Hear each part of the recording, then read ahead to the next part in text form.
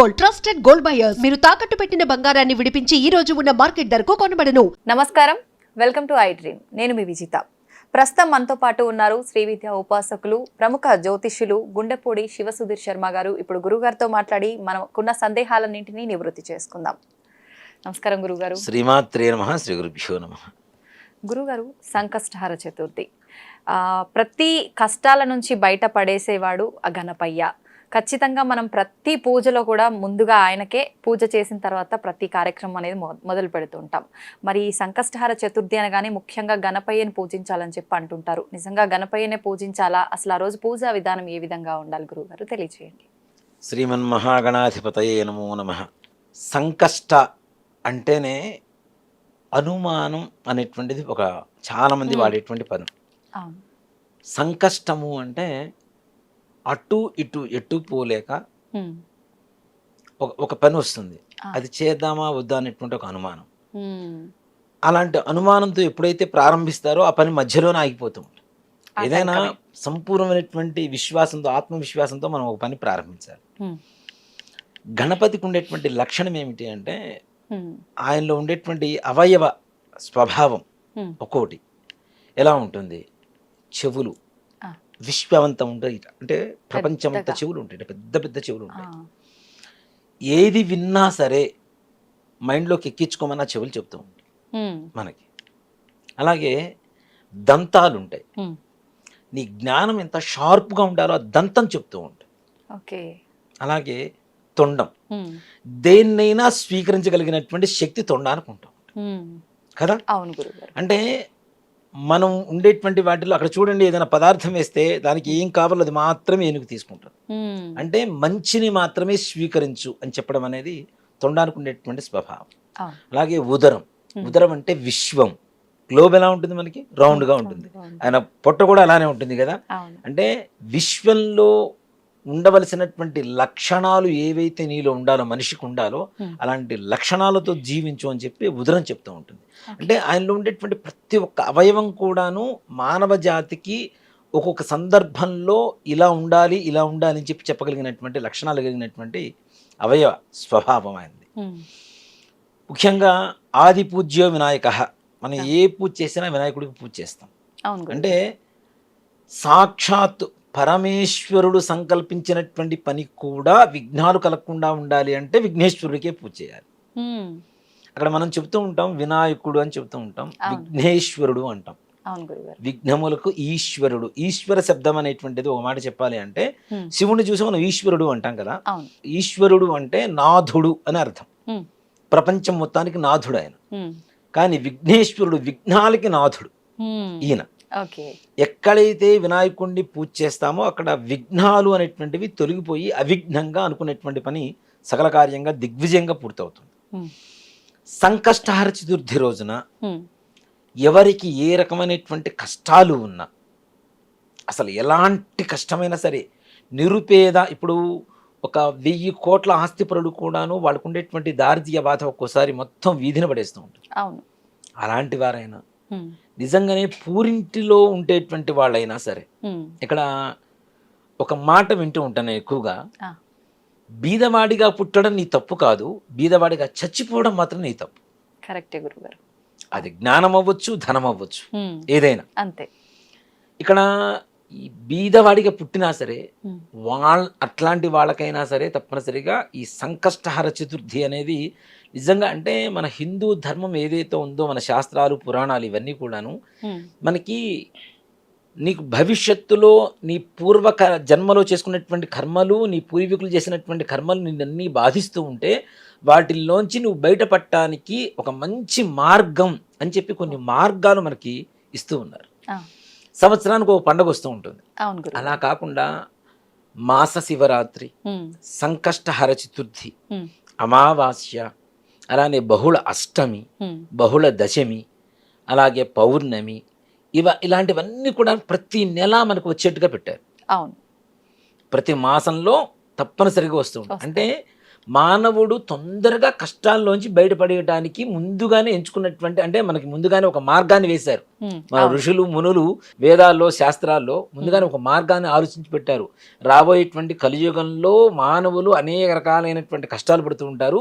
వీళ్ళ కష్టాలకి శీఘ్రగతిన అతి తొందరగా వీళ్ళు బయటికి రావడానికి ఏదైనా మార్గం కావాలి అనేటువంటి ఒక మంచి ఆలోచనతో, సత్సంకల్పంతో, అంటే ఋషులు మునులు ఏంటి విశ్వ కళ్యాణమే కోరుకుంటూ ఉంటారు. ప్రపంచం అంతా కూడా సుఖశాంతులతో ఉండాలనే సంకల్పంతోనే ఉంటారు. అలాంటి సంకల్పంతో మనకి కొన్ని మార్గాలని, కొన్ని పూజా విధానాలని మనకు అందించారు. వాటిల్లో సంకష్టహర చతుర్థి అనేది చాలా చాలా విశేషమైనటువంటిది. సంకష్టహర చతుర్థి రోజున ఒక్కరోజు చేస్తే సరిపోతుందా అని చాలా మందికి ఉండేటువంటి అనుమానం. అవును గురువుగారు. కానీ ఇది ఒక వ్రతంలాగా చేసుకోవాలి. ఈ వ్రతం కూడా ఎలా అంటే 11 సంకష్టహర చతుర్థులు, ఓకే, లేదు 12. ఇప్పుడు మనకి మాఘమాసంలో మహాశివరాత్రి వస్తుంది కదా, అలానే మాఘమాసంలో పౌర్ణమి తర్వాత వచ్చేటువంటి చతుర్థినే అసలైనటువంటి సంకటహర చతుర్థి అని పిలుస్తాం. ఓకే, దీన్ని సంకష్టహర చతుర్థి, సంకటహర చతుర్థి అని పిలుస్తూ ఉంటారు. ప్రతి నెలా కూడాను పౌర్ణమి వెళ్ళిన 4వ రోజు చవితి ఏ రోజు అయితే వస్తుందో, అమావాస్య ముందు వచ్చేటువంటి చవితి ఏ రోజు అయితే వస్తుందో ఆ చవితి రోజునే మనకి సంకష్టహర చతుర్థి. ఇక్కడ చూడండి, ఆయన పుట్టిందేమో శుద్ధ చవితి, కానీ మనం చేసేది మాత్రం సంకష్టహర చతుర్థి అమావాస్య ముందు చేస్తాం, కృష్ణపక్షంలో చేస్తాం. ఎందుకని గురువుగారు? దేనికి అంటే కష్టాలు, చంద్రుడితో మనం కష్టాల్ని ఎక్కువగా కొలమానంగా కొలుస్తూ ఉంటాం. పౌర్ణమి ముందు మానసికమైనటువంటి పరిస్థితి ఒకలాగా ఉంటే పౌర్ణమి తర్వాత అమావాస్య వరకు మానసిక స్థితి వేరేలాగా ఉంటుంది చాలా మందికి కూడా. అవును అవును గురుగారు. దేనికంటే చంద్రుడు చంద్రమా మనసే జాతః, చంద్రుడు మనస్సుని కారకుడు అవుతున్నాడు కదా. కాబట్టి చంద్ర ప్రభావం మనస్సు మీద పడుతుంది కాబట్టి పౌర్ణమి ముందు రోజు పెరుగుతుంటాడు కానీ మనం ఉత్సాహంగా ఉంటాం. పౌర్ణమి తర్వాత రోజుకు తరిగిపోతూ ఉంటాడు కదా చంద్రుడు అమావాస్య వరకు, అందుకని ఆ ఉత్సాహం తగ్గిపోతూ ఉంటుంది. ఓకే, సుఖాల్లో ఉన్నప్పుడు దేవుడు అవసరం లేదు, కష్టాల్లో ఉన్నప్పుడు దేవుడు అవసరం కదా. అందుకని కృష్ణపక్షము అంటే చీకటి అని అర్థం. కృష్ణుడు ఏ వర్ణంలో ఉంటాడు మనకి? నలుపు వర్ణం కదా. కృష్ణపక్షము అంటే నలుపు అని అమావాస్యకి సూర్యుడికి చిహ్నంగా చెబుతూ ఉంటాం. అది చీకటికి గుర్తు కాబట్టి కష్టాల్లో ఉన్నప్పుడు చేసేటువంటి పూజ ఏదైతే ఉంటుందో వాటిని కష్టాల్ని హరించేటువంటి చతుర్థి కాబట్టి సంకష్ట హర చతుర్థి. హరము అంటే హరించడం, తీసేయటం మొత్తం. కాబట్టి కృష్ణపక్షంలో వచ్చేటువంటి చవితికి చాలా విశేషమైనటువంటి ఇది. అలా ఒక మాఘ బహుళ చతుర్థి నుంచి మరలా మాఘ బహుళ చతుర్థి వరకు ఈ యొక్క వ్రతాన్ని చేయడం అనేది చాలా విశేషం. ప్రతి నెల సంకష్టహర చతుర్థి. సంకష్టహర చతుర్థి మరి ఏం చేయాలి, ఎప్పుడు చేయాలి అంటే ప్రధానంగా ప్రదోష కాలంలో ఏ రోజైతే బహుళ చవితి ఉంటుందో అదే రోజున సంకష్టహర చతుర్థి అవుతుంది. ప్రదోష కాలం అంటే సాయంకాలం. మనకి వినాయకుడికి చంద్రుడు ఎప్పుడు మనకు వచ్చేది? సాయంత్రం పూట. అలాగే వినాయకుడికి మనం చూడండి చాలా మంది కూడాను సాయంత్రం పూటే పూజ చేస్తూ ఉంటాం. అంతకుముందు కూడా మనం చెప్పుకున్నాం, శివ కుటుంబంలో ఉండేటువంటి ప్రతి ఒక్కరికి కూడా ప్రదోష కాలం అనేది చాలా విశేషం. శివరాత్రి ప్రదోష కాలంలో చేస్తాం. సుబ్రహ్మణ్య ఇది సుబ్రహ్మణ్య షష్ఠి, స్కంద షష్ఠి, ఇవన్నీ కూడా సాయంకాల సమయంలో చేస్తూ ఉంటాం. అలాగే మనకి అమ్మవారికి నవరాత్రులు రాత్రిపూట చేస్తూ ఉంటాం. అలాగే గణపతికి కూడా సంకష్టహర చతుర్థి అనేది ప్రదోష కాలంలోనే విశేషమైనటువంటి పూజా కార్యక్రమం చేయాలి. మరి ప్రొద్దు నుంచి ఎలా ఉండాలి?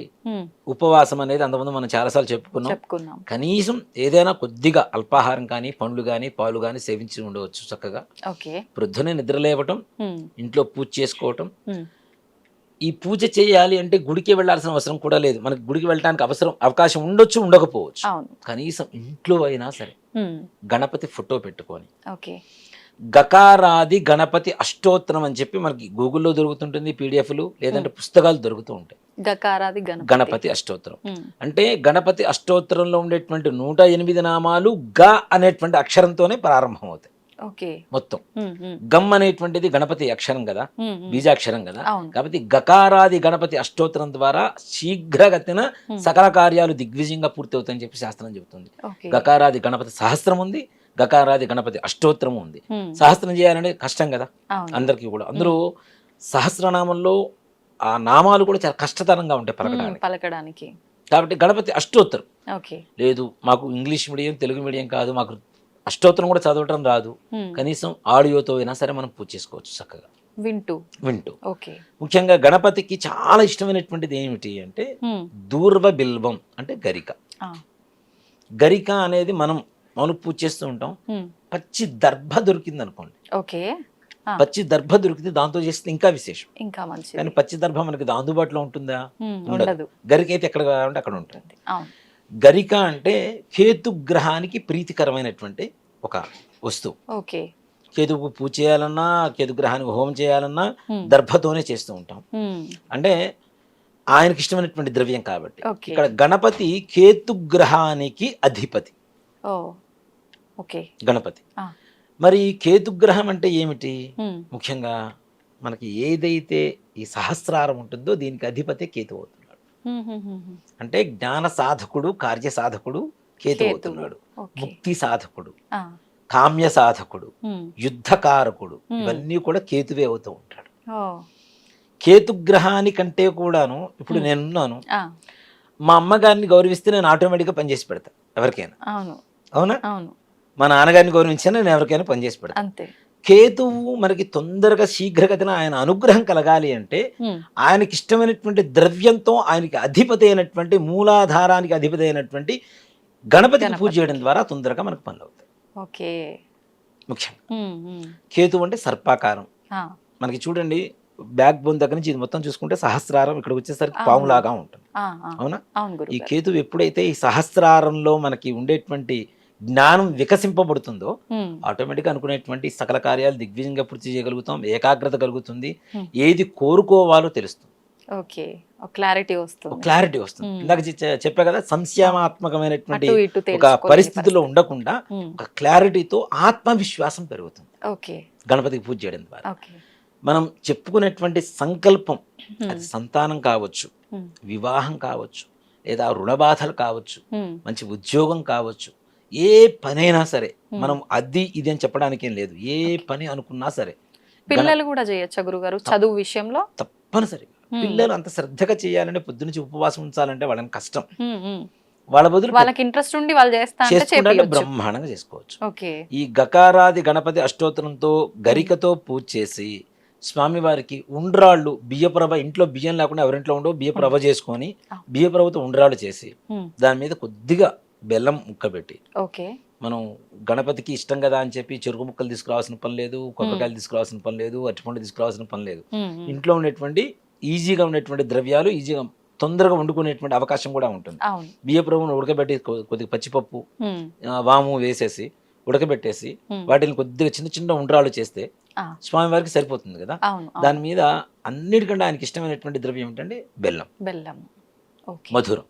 ఈ బెల్లాన్ని పెట్టేసి స్వామివారికి నివేదన చేసి ధూపం, దీపం, నైవేద్యం చేసి ఆ యొక్క ప్రసాదాన్ని మనం స్వీకరించడం ద్వారా, ఇది కూడా ప్రదోష కాలంలో మాత్రమే, సాయంత్రం 5:45 నుంచి 6:45 వరకు ఉండేటువంటి సమయాన్ని ప్రదోష కాలం అంటాం, సంధ్యా సమయం అంటాం కదా.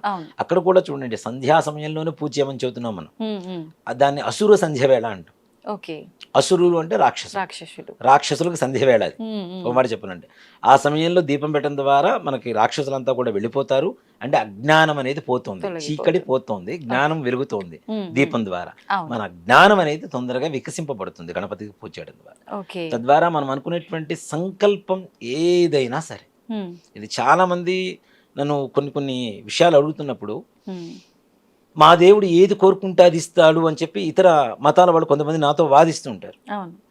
మీ దేవుడు ఏది కోరుకుంటే అది ఇస్తాడేమో, నా దేవుడు నాకేం కావాలో ఆయన కోరుకొని నాకు ఇస్తాడని చెప్తానే. అంతే కదా. ఇతర మతాల వాళ్ళు కోరుకుంటే ఇస్తాడేమో. నా దేవుడు ఏంటి, మన దేవుడు మనకి, మన హిందూ ధర్మంలో ఉండేటువంటి దైవత్వానికి ఉండేటువంటి లక్షణం ఏంటంటే, మనకి ఏం కావాలో ఆయనకి తెలుసు, ఎప్పుడు ఇవ్వాలో తెలుసు, ఎలా ఇవ్వాలో తెలుసు, ఎంతవరకు ఇవ్వాలో తెలుసు. మనం కోరుకున్నదే కోరిక కాదు, మనకు భగవంతుడు ఏది ఇవ్వాలనుకున్నాడో సంకల్పం చేశాడో అదే సంకల్పం. కాబట్టి ఇలాంటివి చేయడం ద్వారా తప్పనిసరిగా ప్రతి సంకష్టహర చతుర్థికి ఇలా 13 నెలలు వస్తుంది. మాఘ బహుళ చవితి నుంచి మరలా మాఘ బహుళ చవితి వరకు, అంటే 13 సంకష్టహర చతుర్థులు వెళ్ళిపోతాయి. 13వ చతుర్థి రోజున ఏదైతే మరలా మాఘ బహుళ చతుర్థి వస్తుందో, సంకష్టహర చతుర్థి, ఆ రోజున మీరు ఉద్యాపన అంటారు, వ్రత ఉద్యాపన. ఓకే. మనం మొట్టమొదటిగా సంకల్పం తీసుకునేటప్పుడే మనం తప్పనిసరిగా ఇన్ని రోజులు చేస్తాం, ఇన్ని మాసాలు చేస్తామని చెప్పి, అంటే మనం చూస్తున్న 13 మాసాలు చేయమని, కనీసం 11 మాసాలు చేసేవాళ్ళు ఉంటారు, 5 మాసాలు కూడా అలా చేసుకోవచ్చు. కూడా చేసుకోవచ్చు. మనకు ఉండేటువంటి అవకాశాన్ని బట్టి ఓకే. ఆరోగ్య పరిస్థితిని కూడా మనం ఆలోచించాలి కదా. అవును. కాబట్టి 3 మాసాలైనా సరే. ఆ 3వ మాసం ఉద్యాపన అంటారు. వ్రతం అనేది ఒక దీక్ష తీసుకున్న తర్వాత దాని ఉద్యాపన కూడా తప్పనిసరిగా చేయాలి. అంటే సంపూర్ణమైంది ఓకే. కాబట్టి నువ్వు నాకు ఇవ్వవలసినటువంటిది నువ్వు ఇవ్వు నాయన అని చెప్పి ఆయనకు మనం పరిపూర్ణంగా కోరుకోవడం. ఓకే. ఈ ఉద్యాపన అనేది ఎలా అంటే ఒక మనకి పేలాల గంప అని చెప్పి మనకి పెళ్లి కూతుర్లను పెట్టుకొని తీసుకొని వస్తూ ఉంటారు పెళ్లిళ్లలో. అవును. అలాగే అంటే వెదురు గంపలు. బద్దలతో తయారు చేస్తూ ఉంటారు, అవును. వెదురు గంప అంట. ఉమ్. అలాంటి గంప ఒకటి తీసుకొని, అది మీకుండేటువంటి అవకాశాన్ని Size బట్టి ఎంత? చిన్నదా పెద్దదా అనేది తీసుకొని ఓకే. దాని నిండా ఒడ్లు పోయాలి, ధాన్యం. ఆహా. ధాన్యం పోసి ఓకే. దాని మీద ఒక వస్త్రం ఉంచి, మారేడు దళాలు ఉంటాయి కదా మనకి, మ్మ్. మారేడు దళాలు వెండివి బయట అమ్ముతూ ఉంటారు, ఓకే. అలాంటివి తీసుకొని ఒక 3 దళాలు తీసుకొని, మ్మ్. అలాగే గణపతికి ఇష్టమైనటువంటి పండ్లు ఏంటంటే మనకి రేగు పండ్లు అంటాం. ఉమ్. రేగు పండ్లు కదా, అవి ఏ సీజన్ పడితే ఆ సీజన్లో మనకు దొరకవు. దొరకవు. అవును. సమ్మర్లో తప్పనిసరిగా దొరుకుతాయి. ఉమ్. మనకి ఫిబ్రవరిలోనే దాదాపుగా మనకి మాఘమాసం అనేది వస్తుంది. ఆ అవును. సమయంలో మనకి రేగి పండ్లు దొరుకుతుంటాయి. మ్మ్. ఎందుకంటే భోగి పండ్లు పోస్తాం కదా మనం, అవును. కాబట్టి ఈ మాఘమాసంలో దొరుకుతాయి దొరుకుతాయి. కొన్ని రేగి పండ్లు. ఉమ్. అలాగే అవకాశం ఉంటేనే ఉమ్. బంగారంతో తయారు చేసిన ఒక రేగి పండు. ఇవి దొరకని పరిస్థితి. ఇవి దొరుకుతాయి. దొరుకుతాయి. ఆ. దొరుకుతాయి, దొరకని పరిస్థితుల్లో అది ఓకే. దొరికినా దొరకకపోయినా శక్తి ఉంటే సువర్ణంతో చిన్న రేగి పండు. ఓకే. గణపతికి 13వ బహుళ చవితి రోజున చవితి. పూజ చేసుకొని, మ్మ్. లేదా మీరు ఎన్ని మాసాలు అయితే సంకల్పం చేసుకుంటారో అన్ని మాసాలు పూజ చేసుకొని, ఉమ్. సాయంకాల సమయంలో పూజ చేసుకొని, అవకాశం ఉంటే ఆ రోజున లక్ష్మీ గణపతి హోమం కూడా చేయించుకోవడం అనేది ఉత్తమమైనటువంటి మార్గం. ఓకే. తొందరగా లక్ష్మీ గణపతి, గణపతి. లక్ష్మి అంటే ధనం, గణపతి అంటే కార్యసిద్ధి, కార్యసిద్ధి. రెండు ఉంటే ఇంకా చాలు, ప్రపంచంలో అన్నీ ఉన్నట్టే కదా మనకి. అవును గురువు. కాబట్టి హోమం కూడా చేయించుకొని అవకాశం ఉంటే ఉమ్. ఇవి బ్రాహ్మణుడి కూర్చోబెట్టి ఆయన కాళ్ళు కడిగి, ఉమ్. పొద్దున్నుంచి ఆయన కూడా ఏమీ తినకుండా ఉండి, ఓకే. సాయంకాలం ఆయన ఇంట్లో వండుకోవడానికి కావాల్సినటువంటి స్వయం పాకం, ఉమ్. ఈ ధాన్యం, ఓకే. ఈ మారేడు దళాలు, ఉమ్. అలానే ఈ రేగి పండ్లు, ఇవన్నీ కూడా సంకల్పం చెప్పుకొని వ్రత ఉద్యాపన చేస్తున్నామని చెప్పి ఉమ్. వ్రత కథ ఉంటుంది, ఆ.